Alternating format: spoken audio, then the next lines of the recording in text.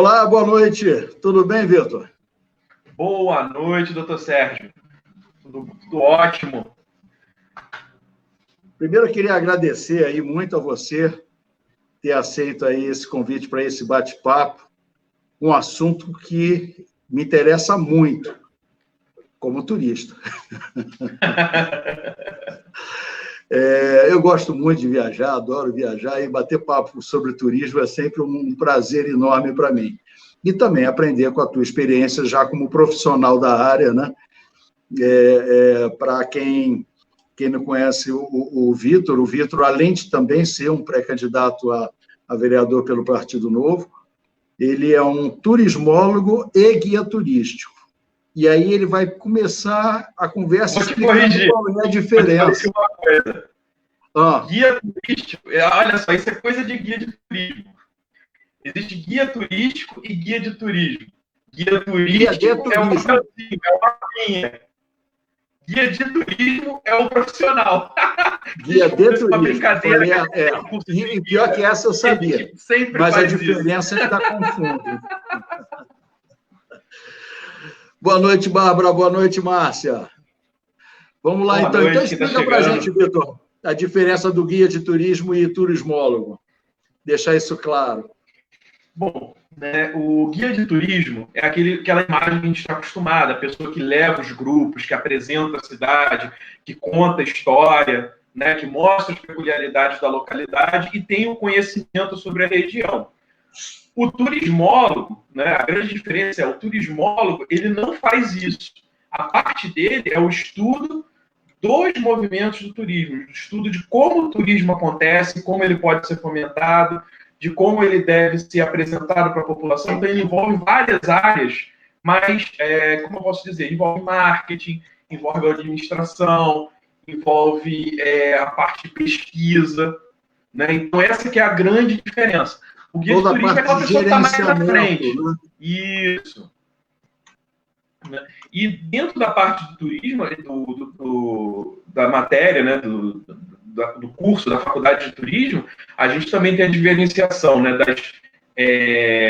da parte que pode ser feita da parte pública e da parte privada para gerar demandas nos destinos, para você trabalhar cada localidade.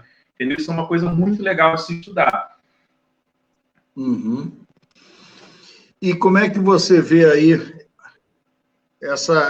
esse grande desastre que foi para atividades, principalmente como o turismo, né? Nessa situação que a gente, inusitada aí, que a gente está atravessando? Como é que está sendo essa questão? Olha, até o momento a gente teve vários hotéis, estou falando assim, nível Brasil, nível mundo, vários hotéis fechando, os receptivos, né, que as pessoas que buscam no aeroporto, as empresas de ônibus, as menos preparadas, né, que tinham menos gordura para queimar, com certeza fecharam.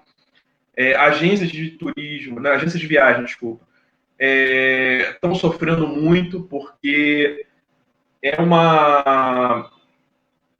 porque você vende as viagens para o futuro, e como você não tem ideia de como vai ser o futuro, as pessoas tendem a se segurar, então você tem menos vendas nas agências.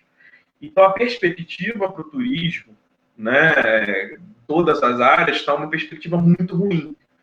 Né? A gente tem dados da FGV, dados do Sebrae, e eles indicam uma retomada para o nível pré-crise, né, entre 2021 e 2023. Vai ser o último... como é que eu posso dizer? A última atividade econômica, né, que vai se recuperar efetivamente da crise. Né? Então, é realmente uma coisa calamitosa para o turismo. A gente está sofrendo bastante. Eu tenho uma microempresa, né, de turismo, eu faço receptivo. Posso dar um exemplo. Eu estou aqui desde o dia 13 de março, eu trabalhei um dia. Isso foi na semana passada. Né? Em 3 meses, eu fiz R$250. Então, realmente, para quem está trabalhando no turismo, isso está muito pesado. Então, é uma coisa desastrosa. né? A gente tem em Copacabana, hotéis fechados, né, já com tapumes na frente, funcionários sendo desligados de hotéis, empresas de transporte fechando. Então, toda a cadeia sofre.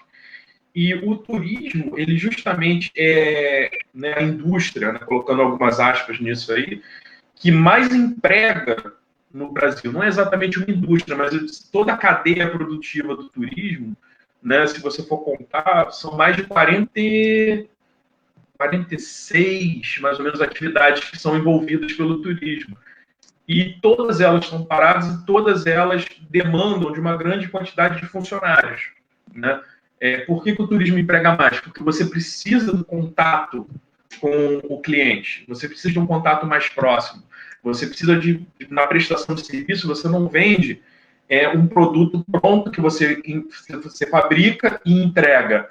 Você tem uma prestação continuada, você tem os hotéis, né? Você tem a limpeza de quarto, você tem lavanderia, você tem restaurante, você tem transporte, toda essa área envolvida, e como eu disse, é uma prestação de serviço continuada durante o período daquela estadia, né? Então envolve muitas pessoas para a prestação de um serviço. Agora, em termos de planos de contingência, porque, como você explicou, isso daí vai ser uma coisa que vai exigir um tempo depois de retomada. Não é uma coisa que, sim, flexibilizou e volta tudo, não. Né? Acredito eu queria saber a sua opinião, que o turismo, principalmente com o exterior, vai sofrer mais, vai demorar mais essa retomada, né? Questões econômicas, por questões até intrínsecas da própria epidemia. Então, talvez o resgate inicial seja através do turismo interno, né? O que você imagina em relação a isso?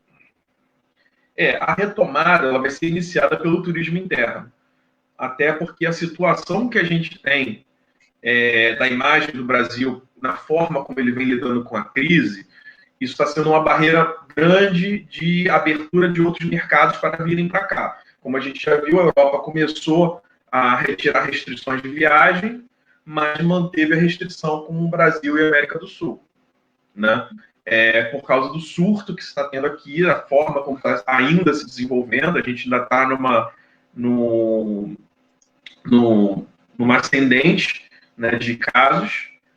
Então, eles, para se preservar, estão justamente continuando a manter os voos, restrição dos voos, restrição de viagem para o Brasil, América do Sul. O que a gente tem que fazer, né, para combater isso, primeiro a gente vai ter um turista interno no Brasil que está com a sua demanda reprimida pela crise. Como que a gente pode primeiro incentivar esse cidadão brasileiro a circular dentro do país? Ele precisa sentir segurança, né? Tem uma brincadeira, né, que eu escutava sempre nas minhas aulas de hotelaria, que era o seguinte: não basta estar limpo, tem que parecer limpo. Não sei se você já escutou isso. Que era o seguinte... Percepção é tudo.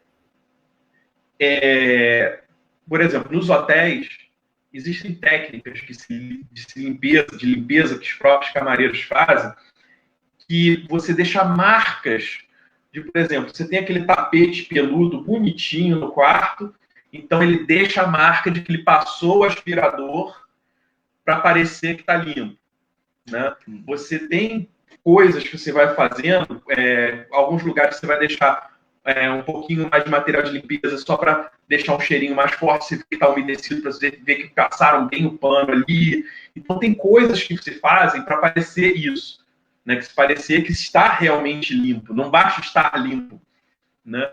E a gente tem que tomar medidas para realmente mostrar, né, ir além dessas medidas que já eram boas práticas no passado, né?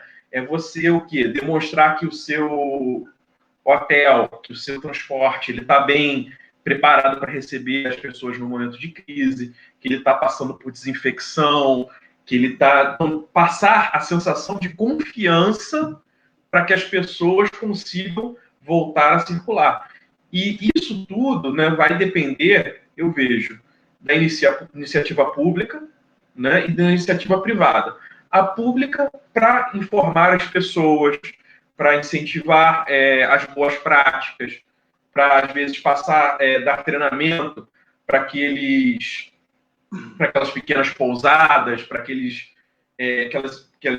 locais que têm menos condição de fazer um investimento maior, né, em treinamento de pessoal. Então, realmente trazer o conhecimento para essas pessoas e também espalhar o conhecimento de quais são as boas práticas e de como isso está sendo trabalhado pelos locais, como as pessoas podem reconhecer essas boas práticas. E a iniciativa privada também é a própria propaganda, né? A gente tem os Conventions Bureau, que fazem a representação de hotéis, centros de convenção, restaurantes.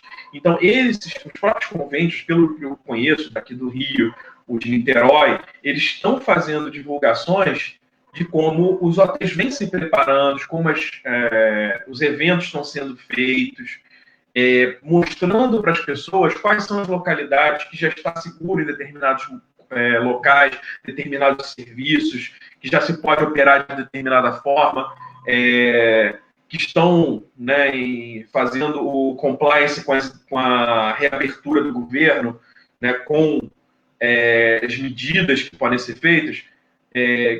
Como eu já vi hotéis aqui em Niterói, que estão fazendo aquela desinfecção, acho que é por ozônio, né, que coloca um aparelho no quarto, faz a desinfecção e retira para cada hóspede que entra. Então, tudo isso, você sendo apresentado, é uma forma de você passar a segurança, né? De você trazer a segurança para as pessoas para que elas voltem a circular, por mais que você ainda não tenha uma vacina, né, para o corona. Mas você passa a sensação de que aquela pessoa está saindo da sua casa e indo para um local tão seguro quanto, ou até mais, né? Que você também toda aquela coisa de imagem, não basta parecer limpo, tem que estar limpo, então tem toda aquela coisa de imagem, né? Para a pessoa que se sinta segura realmente naquele local para onde ela está indo, né? Uhum. Tem uma entidade, né, que arregimenta a rede de turismo aqui da cidade ou do estado, uma sociedade, uma associação que está capitaneando esse tipo de protocolo em associação com alguma outra entidade. Como é que está sendo conduzido isso? Como é que vocês estão agindo como um corpo? O principal, né, ente representativo, né, privado no Rio de Janeiro, né, na cidade do Rio, no estado do Rio, são os Conventions Bureau, né, que a gente tem o municipal, né, tem o estadual e tem o federal. Eles tentam sempre instruir, né, eles são uma associação sem fins lucrativos, em que o objetivo é justamente atrair mais turistas, atrair eventos, né, para a cidade, então coisas que fomentem o turismo. Então, eles agora, né, essa associação, ela já vem trazendo, por exemplo, manuais de boas práticas, estimulando as pessoas, os associados a participarem de treinamentos.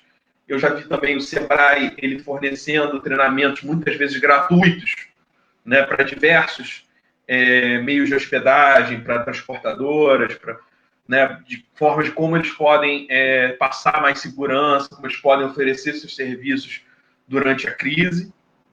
Claro que, no momento que a gente está vivendo, isso são boas práticas que eu acredito que devem ser mantidas para o futuro, né, porque limpeza, saúde, para mim, é sempre em primeiro lugar, né? Então, eu acredito que mesmo após a crise, se essas práticas forem mantidas, né, será muito positivo. Mas, como é que eu posso dizer? Justamente tentar ajudar eles a se adaptarem a essa nova realidade, até mesmo ao novo futuro, né? Que a gente tinha uma perspectiva de como era o turismo, que pode ser que venha a mudar, né, para o futuro. As pessoas podem começar a olhar para outras coisas que não eram tão importantes no passado. tem alguma estratégia de marketing até para melhorar essa comunicação? Melhorar, eu digo assim, para orientar, né? Essa comunicação, explicando todos os cuidados que estão sendo tomados, qual é a eficácia desses cuidados que estão sendo tomados, né? Para que as pessoas se sintam mais seguras em viajar, em se hospedar nesses locais, não? Uhum. Sim, os próprios, isso aí no caso, estou vendo mais na parte dos meios de hospedagem. Eles estão fazendo chamadas de marketing, estão fazendo apresentações de como eles estão reagindo à crise. Principalmente os locais que o que eu estou vendo mais, não na parte do turismo, né, o recreativo, mas mais no turismo corporativo, né? Principalmente o pessoal da parte que trabalhava com petróleo, com outras empresas, né, daqui do Rio de Janeiro, eles estão fazendo uma divulgação maior disso, até por causa do seguinte: esse tipo de serviço é contínuo, né? O que segura o movimento do turismo, né, isso eu sempre aprendi, não é o turismo de recreação. O turismo de recreação ele tem a sazonalidade, né? Ele tem os picos de alta e de baixo. O turismo de negócios, ele praticamente se mantém durante o ano. Então, esse é o que acaba tendo maior movimento nesse momento para tentar voltar à normalidade mais cedo, né? Tentar voltar ao tipo de serviço que eles estavam acostumados mais cedo, porque é uma necessidade das próprias empresas, né? Imagina, você tem pessoas que trabalham em plataforma, que estão retornando para voltar para suas famílias. Então, eles têm que ter alguma segurança de que eles vão retornar com saúde, que eles vão retornar de maneira segura para as suas casas, né? Da mesma forma, você tem comissários de voo que estão indo e voltando, então eles precisam estar num ambiente, né, limpo, enquanto eles fazem o pernoite fora da sua base, para poderem retornar. Então, tudo isso, né, eu acredito que o primeiro sinal da retomada, ele é o do turismo de negócios, né, que ele envolve justamente toda essa cadeia, a cadeia produtiva do Brasil, né? A Estela colocou aqui uma questão que eu tenho visto também, não só esse hotel, mas outros também fechados, sem perspectiva de reabrir. Naturalmente, houve uma onda de desemprego dentro da área. Você acredita que isso daí possa ser restaurado? Esses empregos, eles aos poucos vão entrando, claro, mas isso não vai trazer um prejuízo para o retreinamento, né? Mesmo que haja um reaproveitamento da mão de obra, tem que haver todo um retreinamento, principalmente por conta da situação atual, né? Hábitos anteriores vão ter que ser alterados, né? Como é que você entende que isso daí vai ser feito? Olha, a gente está tendo uma acomodação do mercado, né? Não sei se vai ser uma coisa extremada, porque na Copa do Mundo, nas Olimpíadas, né, houve um movimento de abrir muitos hotéis. Entendeu? Muitos hotéis, a gente teve um boom de transportadoras turísticas, de guias de turismo, de todo tipo de serviço relacionado à cadeia turística, né? Eu, inclusive, investi durante esse período. Minha empresa, antes, era uma van só. Durante as Olimpíadas e pós-Olimpíadas, eu cheguei a ter 2 vans e 2 carros. Hoje, né, eu reduzi isso, eu estou com uma van e um carro, porque para poder trabalhar, que é o mínimo que eu consigo trabalhar sozinho, né? Já tive funcionários, tive que demitir, mas isso no pós-Olimpíada, né? No momento da crise, a crise não me apertou tanto, porque eu não tinha funcionários. Mas você vê hotéis que já estavam sofrendo no pós-Olimpíada, né? A gente teve uma quebradeira de hotéis muito grande, principalmente ali na região do Rio Centro, né? Muitos hotéis abriram, tinham muitos investimentos na região, depois eles fecharam, né? Os empreendimentos não tiveram o movimento que era o esperado, né? Que era uma perspectiva muito otimista, tanto da prefeitura quanto do governo federal, de que o Rio de Janeiro ia estar bombando, a gente ia estar recebendo mais de 1 milhão de turistas a mais por ano. Isso não se concretizou, né? A gente teve o boom da Olimpíada, caiu e estabilizou no mesmo patamar que a gente tinha antes. Uhum. Né? Pois é, Vitor, agora eu vejo uma coisa que me incomoda profundamente. A marca Brasil, principalmente a marca Rio de Janeiro, é uma marca altamente vendável. Eu já tive até a oportunidade de perguntar a algumas pessoas, eu não me recordo se eu já fiz essa pergunta a você. Qual é a beleza natural que tem Paris?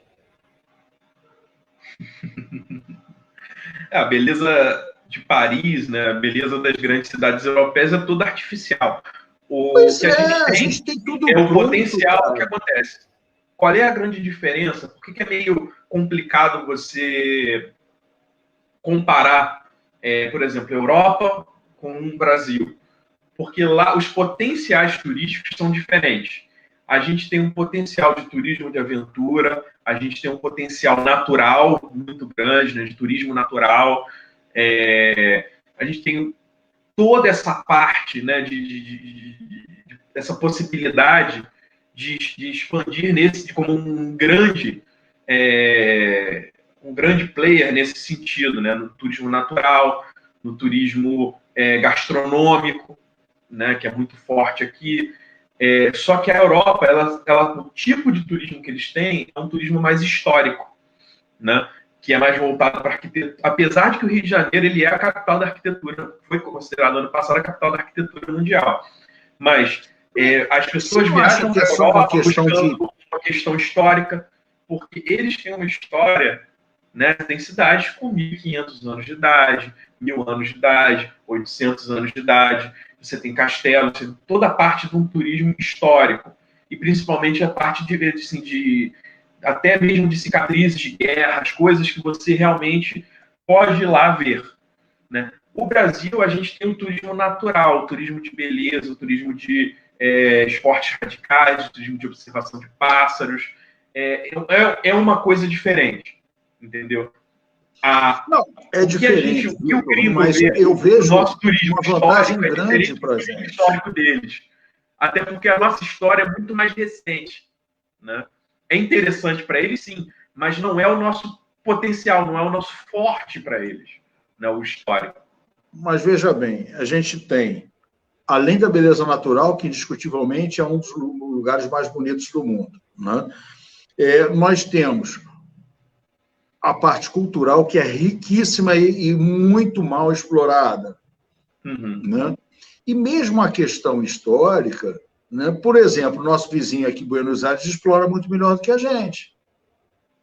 Sim. A história deles não é mais antiga do que a nossa, né? Em termos de diferença ridícula, pequena. O que eu digo não é assim, não estou falando da riqueza da história, eu falo da forma de exploração.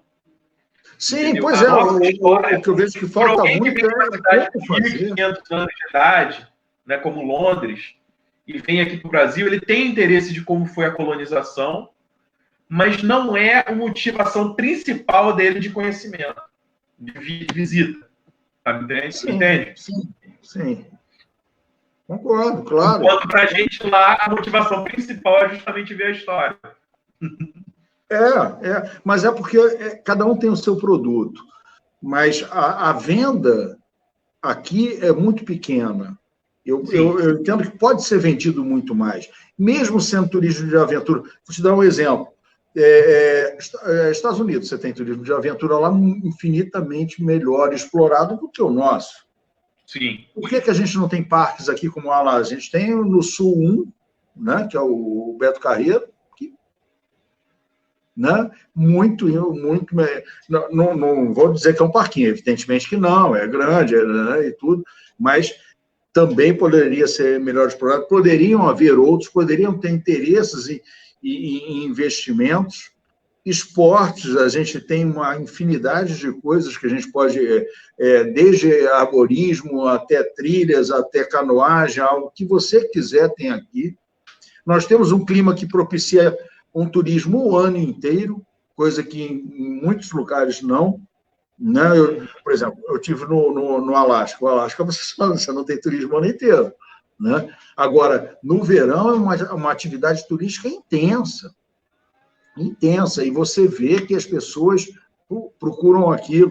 Quer dizer, há uma preocupação grande, e esse eu acho que é um potencial enorme que nós temos de empregabilidade, de riqueza para aqui, para a nossa cidade, principalmente Rio de Janeiro, né?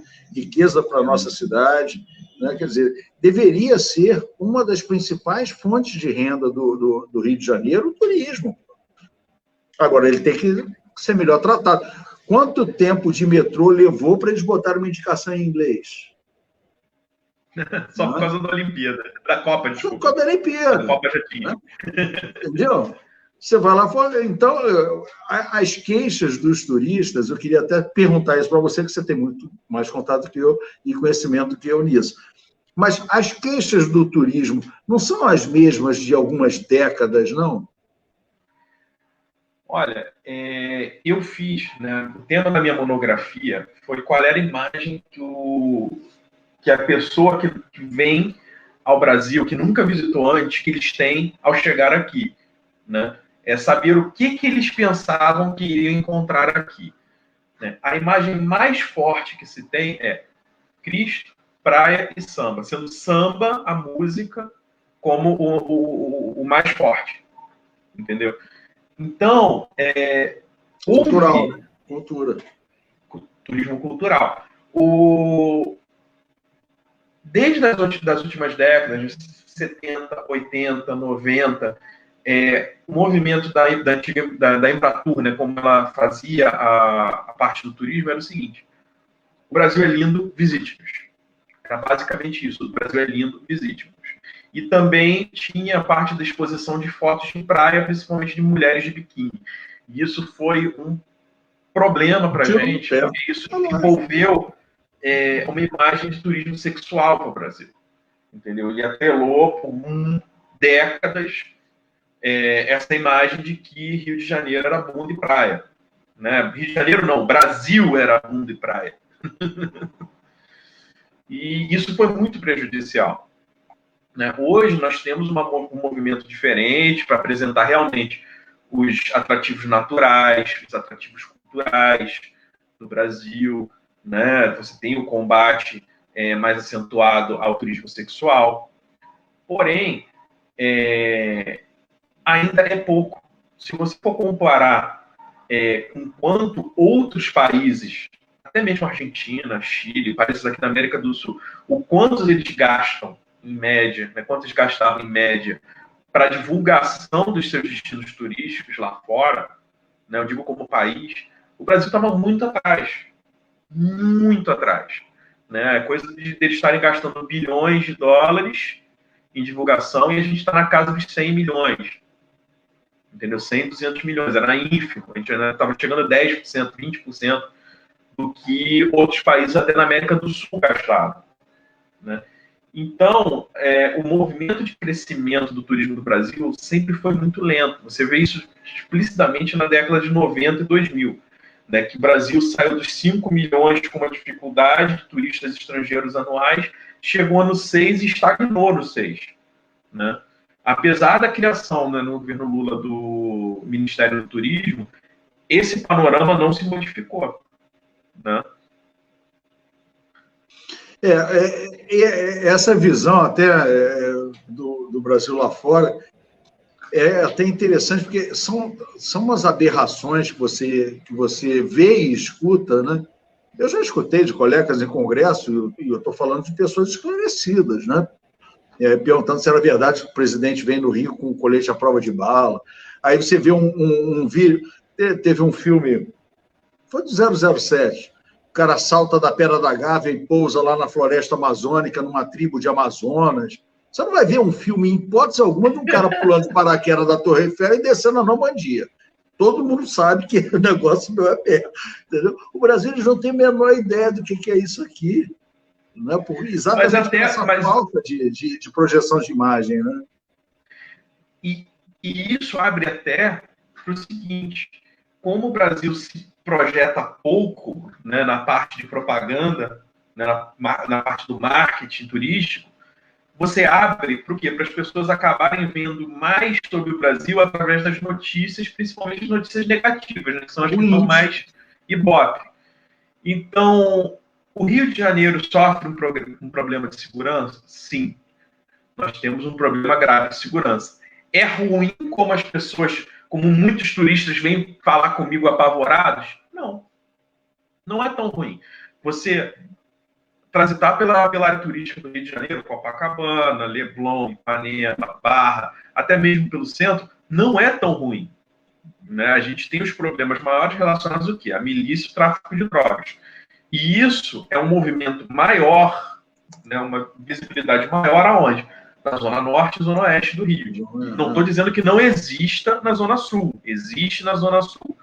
Mas ele não influencia tanto na movimentação turística. Entendeu? Você não tem os casos de violência acontecendo contra turistas. E é o caso de, por exemplo, de eu já ter tido clientes que pediam um carro blindado para ir subir o Cristo. Eu fiquei assim, que? Como assim? Não é tão ruim assim, calma. Né? Mas acontece. Eu trabalho, né, a minha especialização no turismo é o transporte de luxo, né? Justamente com artistas, com VIPs de empresas, né?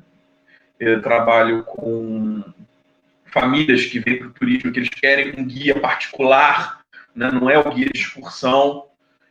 Então, eu já tive casos de pessoas que morreram de medo de sair de dentro da van.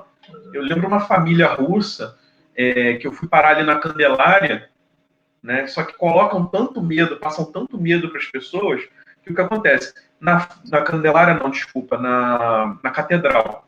Eu encostei a van ali na Catedral, abri a porta, fiz sinal para eles descerem, para eu fazer a explicação da Catedral, mostrar o interior, e por eles virem um mendigo, eles não quiseram sair de dentro do carro.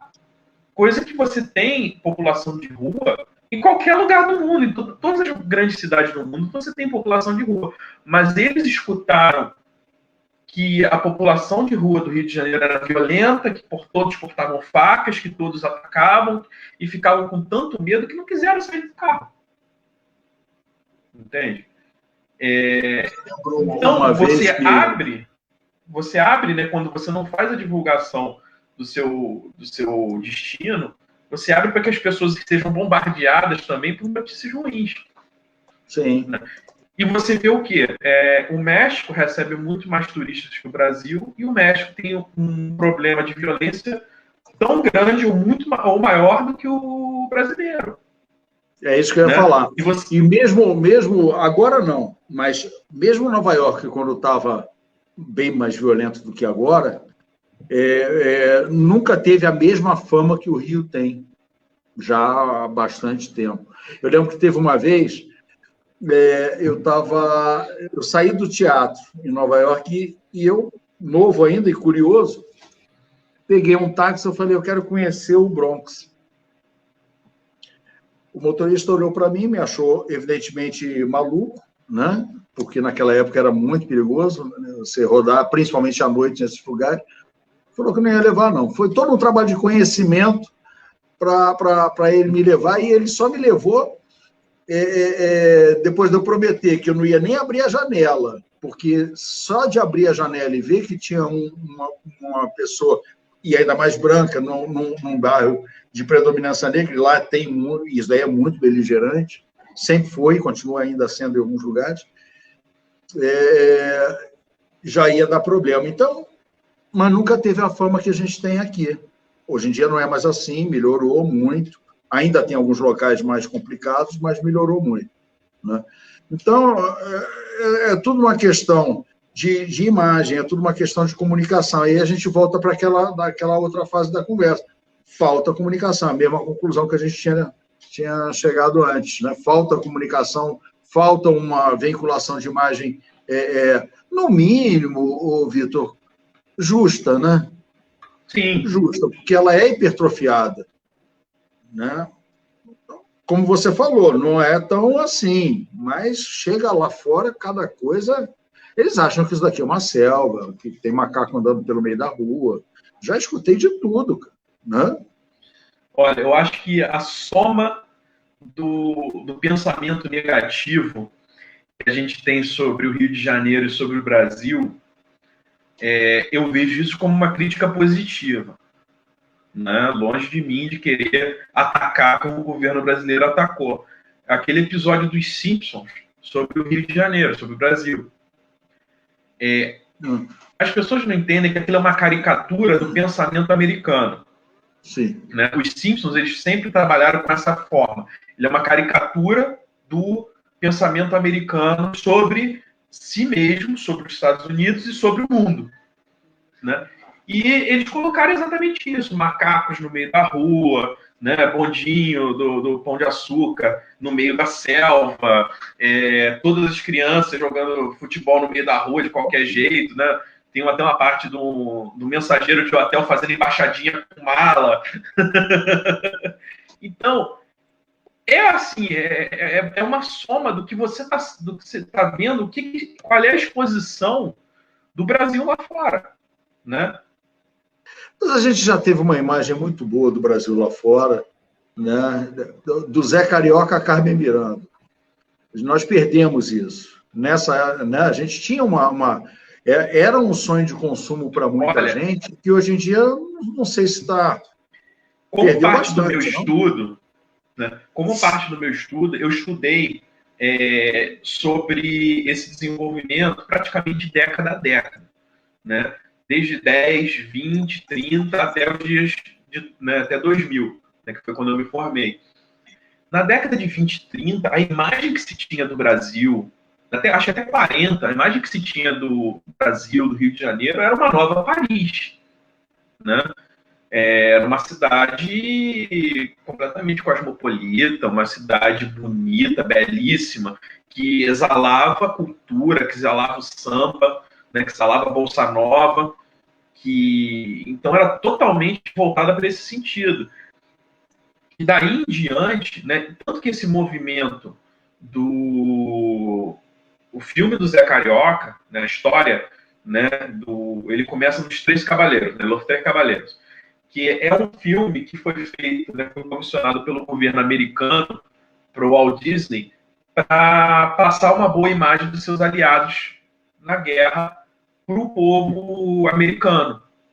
Então, eles vieram para o Brasil, não sei se você chegou a ver o making of, né, que eles visitaram Copacabana, que eles visitaram o Nordeste, a Bahia, eles visitaram diversos lugares, fizeram diversos rascunhos, né, e chegaram, né, o Zé Carioca surgiu das piadas de papagaio, né, que eles escutaram, que eles tentaram captar o espírito, né, brasileiro, principalmente o espírito carioca, que naquela época o Rio de Janeiro era a capital do Brasil.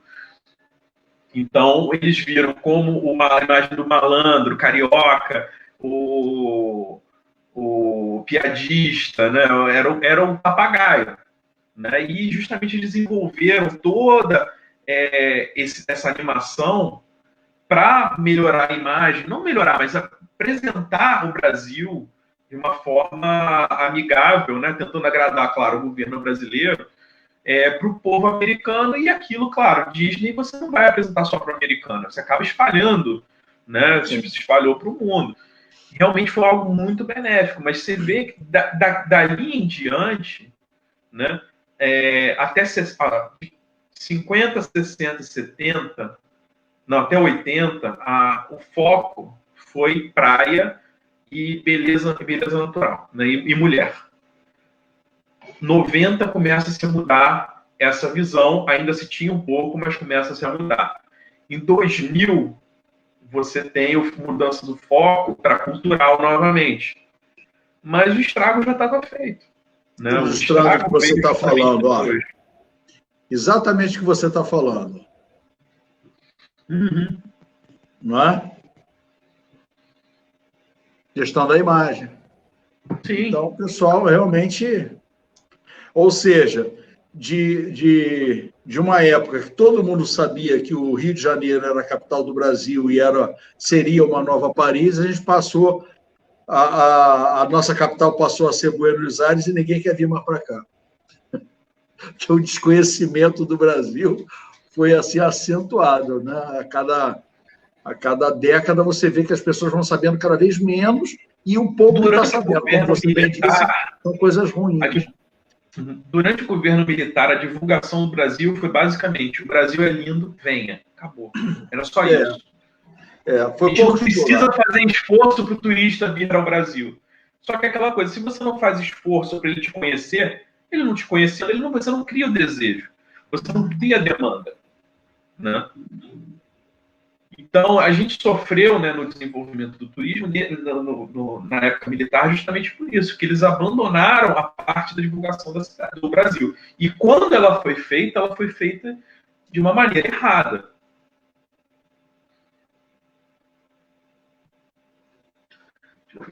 Quando nós temos, assim, tem uns eventos que eu acho interessantes. Por exemplo, aliás, eu acho muito interessante você ter Rock in Rio e Lisboa, mas tudo bem. Né? Uma marca que era para ser nossa, né? A gente já está... Então, mas quando acontecem esses grandes eventos aqui, aí que você fica mais gritante esse potencial que tem aqui, né? na cidade. Por que não tem mais investimentos em atividades nesse sentido? Olha, os grandes eventos, eles são bons, principalmente para você tentar diminuir os picos e os vales, né, da demanda turística. Então, é bom você ter esses eventos quando você tem uma demanda baixa, né, porque você consegue uma negociação melhor, você consegue hotéis com menos ocupação, todo esse tipo de coisa. Só que o Rio de Janeiro ele veio perdendo espaço nos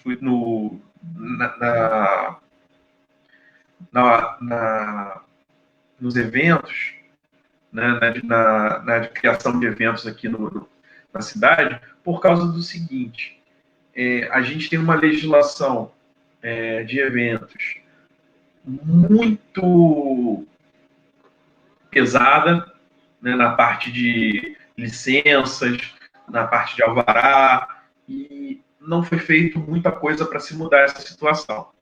Né? Inclusive, no governo Crivella, eles fizeram para piorar a situação quando disseram que iam melhorar. Né? Inclusive então, nisso aqui, ó. Aqui, ó. O governo Crivella, o que fez? Você teve o seguinte: quando você tem uma insegurança jurídica, como foi criada pelo governo Crivella, é difícil digamos assim, um produtor de eventos, querer fazer um evento no Rio de Janeiro. Quando você tem uma portaria da cidade que diz o seguinte, que o alvará pode ser revogado a qualquer momento e sempre sem a prefeitura precisar dar uma justificativa. Né? Isso foi feito logo no começo do governo Crivella. E tivemos eventos que foram cancelados na cidade faltando poucos dias para o evento. Se você for pensar no seguinte, um Rock in Rio, ou mesmo uma feira de negócios, uma coisa, um show, você não monta tudo no dia. Você precisa de 2, 3 dias para montagem, você precisa de contratação para o evento, você precisa do catering, né, da alimentação, você precisa de toda uma rede de serviços. E se você cancela o evento em cima da hora, você já tem todos os serviços pagos e você não tem reembolso, até porque ninguém tem tempo de revender os serviços que foram contratados para aquele momento de outra forma. Então, imagina a insegurança jurídica de você ter um evento podendo ser cancelado a qualquer momento na cidade do Rio de Janeiro, sem a prefeitura precisar dar nenhuma justificativa, sem a prefeitura precisar dar qualquer auxílio ou qualquer coisa relacionada, simplesmente chega e cancela o evento, cancela o alvará. Né? É complicado, você tem uma insegurança muito grande. Né? Isso, a gente teve eventos menores sendo cancelados até. Mas isso você vê só no Rio de Janeiro ou você vê a nível Brasil? Principalmente aqui. Porque o que acontece? O Rio de Janeiro já chegou a estar, se eu não me engano, como 12ª em número de eventos. Né? E eventos eu falo tudo, né? Congressos médicos, shows internacionais, todo tipo de evento de médio porte, de grande porte. E isso só veio caindo, tanto pela insegurança jurídica, né, que é um dos motivos, quanto a imagem da segurança que a gente tem aqui no Rio de Janeiro. Né? A gente tem aquele problema, não basta, pelo que eu te falei antes, não basta estar limpo, você tem que parecer limpo. O Brasil não se esforça de parecer limpo. A cidade do Rio de Janeiro não se esforça. Então, a gente perde eventos, né, por esses motivos para São Paulo. E São Paulo tem uma criminalidade parecida com a nossa. A gente perde para o Espírito Santo, a gente perde para Foz do Iguaçu, a gente perde para outras cidades dentro do Brasil e até para cidades na América do Sul, por causa da imagem que a gente tem, por causa da insegurança jurídica que você tem. Isso só dificulta o trabalho, né, no caso das organizações sem fins lucrativos, das associações como o Conventions Bureau, só dificulta o trabalho deles porque eles têm todo um trabalho de convencimento para trazer um evento para o Brasil, trazer um congresso, trazer alguma coisa. E isso gera uma distribuição de renda, né, pela cidade. Só que quanto mais difícil fica de você convencer as pessoas, né, menos você vai ter esse tipo de evento. Deixa eu te perguntar uma coisa. Inclusive, uma das coisas que a gente perdeu do Rio é que a BAV era aqui no Rio. Né? O grande evento do turismo era no Rio de Janeiro, foi para São Paulo e nunca mais voltou. Né? Fórmula 1. Aqui, eu vou usar essa pergunta da Leila, que ela quer saber sobre o turismo interno, estendendo isso para o Brasil e te perguntando por que é tão caro o nosso turismo interno? O que pode ser feito para tornar ele mais atrativo, na sua concepção? Olha, o que influencia mais no turismo interno é aquela velha máxima que a gente já escuta praticamente há muito tempo. Impostos. Nossa carga tributária é muito alta, a gente tem um imposto muito alto, tanto nos serviços quanto nos produtos, né? Então, tudo isso acaba influenciando. Porque, por exemplo, para mim, eu pago, acho que é 6% ou 7%, né, de imposto sobre serviço. Mas o meu problema não é só o imposto sobre serviço, é o imposto que eu pago nos combustíveis, é o imposto que, no caso, eu não tenho funcionários, né? Eu estou trabalhando sozinho, mas quando eu tinha funcionários, eu tinha que pagar outro salário para o governo, né? Não era só o salário do funcionário. Então, todas essas coisas vão se acumulando e na hora de você fazer o seu preço final, isso acaba alto. Até por causa do seguinte, o turismo ele é um produto que ele tem um prazo de expiração muito curto. Se você vende aquele dia, eu não posso vender 2 amanhã.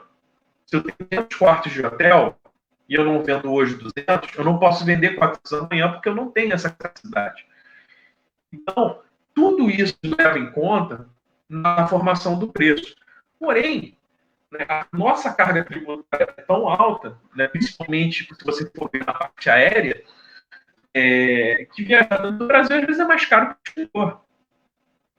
Né? A gente tem casos que às vezes é mais barato você ir para a Disney do que para Fernando de Noronha, que é aqui do lado, né? Comparativamente. Pantanal encareceu absurdamente. Eu já tive no passado no Pantanal, era muito mais barato. Hoje em dia é mais barato você ir para a Disney do que ir pescar no Pantanal. Ou passear mesmo na área de serra que aí não é Pantanal, né? Na área de serra ali da região centro-oeste, ali na Bocana, Tem outro exemplo que eu posso dar. Aquela região Brasil, ali. Aqui no Brasil a gente tem as taxas portuárias mais caras do mundo, isoladas as taxas mais caras do mundo. Se você for ver o preço de um cruzeiro saindo do Caribe, o preço de um cruzeiro saindo dos Estados Unidos, o preço de um cruzeiro saindo da Europa, e você pega as taxas, que elas são cobradas separadas, e compara com as taxas brasileiras, você vê o absurdo. Você tem um cruzeiro que você paga aqui no Brasil R$1.500 por pessoa, por exemplo, e você vai pagar de taxa quase R$1.000. Entendeu? Então, isso você vê como o Brasil perde. Inclusive, a gente já chegou a ter um número, acho que eram 21 ou 23 navios de cruzeiro fazendo temporada na costa brasileira, e acho que ano passado a gente chegou no mínimo de 6 navios. Né? A gente reduziu absurdos, porque o dólar ficou alto, as taxas são altas em dólar, então tudo encareceu, então houve a diminuição da demanda. Isso é um exemplo que a gente só de como o turismo pode sofrer com taxas. Né? Quer dizer, falta uma política nacional de turismo, é isso? Existe um plano nacional de turismo, mas o que acontece? Na hora de mexer na redução da arrecadação, ninguém quer mexer, porque se você tem uma redução na arrecadação, uma redução do tipo de imposto, significa que você tem que diminuir seus gastos em outro lugar. Né? Isso é uma coisa natural. Então, o governo ele faz o seguinte: eu não vou pagar taxas, eu vou continuar do jeito que está. E quem perde é a gente. A gente já diminuiu a burocracia para turistas virem para o Brasil. Isso foi uma melhora. Mas você não tem diminuição na taxa, nas impostos, você não tem diminuição nas taxas, você não tem esse tipo de coisa. Então, você acaba tendo esse freio de desenvolvimento. Você está desenvolvendo mais rápido, mas você está dando com o freio de mão puxado. Né? Mas, Vitor, é aquela história, você diminuindo a carga tributária, você não pensa que isso pode ser compensado por um aumento na arrecadação, por um aumento de volume, porque você com uma carga tributária alta, como você falou há pouco, você está espantando o turismo daqui, porque acaba ficando caro demais e muita gente deixa de viajar por conta disso. A partir do momento que você dá um incentivo tributário para tornar isso um pouco mais barato, você vai movimentar mais o setor, não? Mas o que acontece, né? A nossa política ela não chega dessa forma. E o movimento também não é imediato. Você tendo um corte de taxas hoje, a diminuição do preço não é amanhã. Ela é uma coisa gradual. Né? Ela vai demorar um tempo até ser absorvida pelo mercado. Então, eles não veem como um investimento para o futuro. Eles veem que eu vou ter que reduzir agora os gastos, porque eu vou ter uma menor arrecadação nesse momento. No futuro, talvez você tenha uma redução desse valor. Só que, no futuro, já passou meu mandato, já passou a minha legislatura, então eu não quero saber disso, eu preciso agora. Infelizmente, a política que a gente tem hoje é a política do agora. Né? A gente não tem um movimento pensado para o futuro. Aquela questão que a gente vê com frequência, né? As pessoas não trabalham para as próximas gerações, trabalham para as próximas eleições, né? É assim que funciona aqui. Não há um planejamento de longo prazo, como qualquer planejamento bem feito tem que ser de longo prazo, para que ele seja sustentável, né? O ano que a gente tem feito, vou dar um exemplo, da taxa de embarque que a gente tem portuária, né, para os navios de cruzeiro. Se a gente reduzisse isso para metade amanhã, ainda demoraria para isso ser refletido por causa do seguinte: as empresas teriam que gastar com marketing, eu acredito que o Brasil teria que ter um gasto maior com marketing também, para você convencer outras armadoras, né, a virem para o Brasil, querer explorar isso também. Você tem que melhorar toda a perspectiva, porque aquilo depende do seguinte: o cara ele tem que ver, né, a empresa tem que ver aqui, vou ganhar dinheiro no Brasil. Porque não adianta o cara, não vou botar um navio para lá que custa bilhões de dólares para você construir e que tem um custo mensal horrendo, para não fazer dinheiro, né? Não dá. Mas se eles verem que existe a possibilidade de trabalhar no Brasil e ter lucro, eles vão vir para cá. Não é do noite para o dia, mas vai acontecer. É um planejamento, né, que precisa. Só que você, aquela coisa, a menor arrecadação no instantâneo, né? No momento que você faz aquilo, você tem uma queda de arrecadação. Então, você tem que ter uma redução de gastos. Ninguém quer fazer redução de nada. Então, quer dizer, aquele pensamento de curtíssimo prazo. Então, por que eu vou mexer nisso? É o pensamento do político que pensa nas próximas eleições. Por que eu vou mexer nisso se isso vai favorecer quem está lá na frente? Né? Infelizmente é isso. É isso. Vitor, 4 minutos é o tempo aí de fazer as considerações finais. É o tempo de você trazer uma mensagem de alento para a senhorinha de Copacabana que está indócil aqui. O que você tem de dizer, assim, uma mensagem de otimismo para ela e fazer suas considerações finais aí? Olha, os problemas que a gente tem no Rio e que a gente tem no Brasil não são problemas que se resolvem de maneira no curto prazo. Como eu disse, são problemas de médio e longo prazo. Então, a gente precisa de pessoas que tenham estômago de fazer essas proposições, que tenham estômago de levar isso para frente, para que a gente tenha uma melhora na frente, lá no futuro. Né?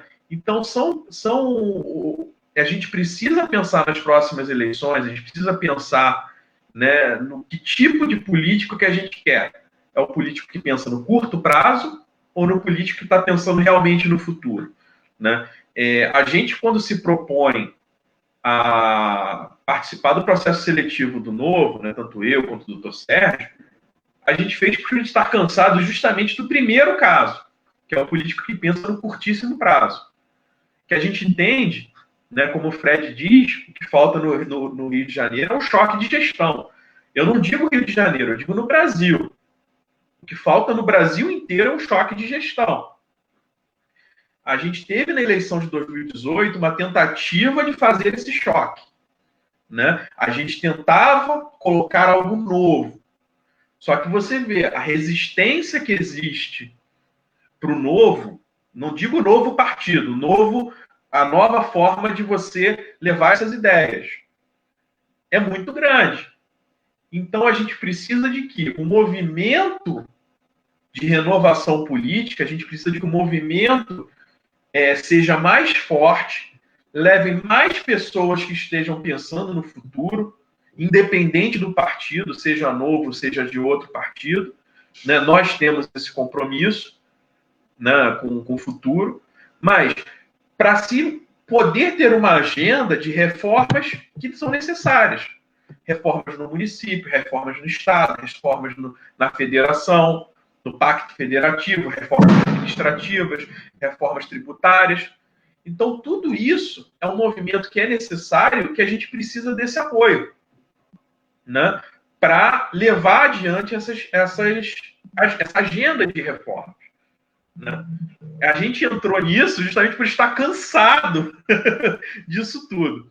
Eu agradeço aqui o Sérgio pelo convite, né? Também colocou aqui embaixo as minhas mídias sociais. Quem quiser me seguir também, fique à vontade. Sérgio, foi um prazer enorme estar conversando aqui contigo. Eu acredito que a conversa foi muito boa, essa que a gente teve, e tem que ter uma continuação.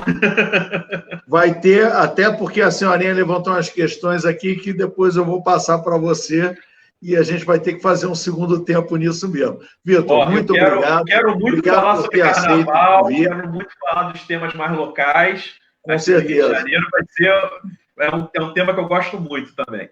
Vamos marcar, com certeza. Muito obrigado aí a você pela sua disponibilidade, generosidade aí na disponibilidade do tempo. Muito obrigado a todo mundo aqui que acompanhou a gente. Estamos juntos e nos vemos aí na próxima. Tchau, gente. Um prazer. Tchau, tchau, gente. Boa noite. Boa noite.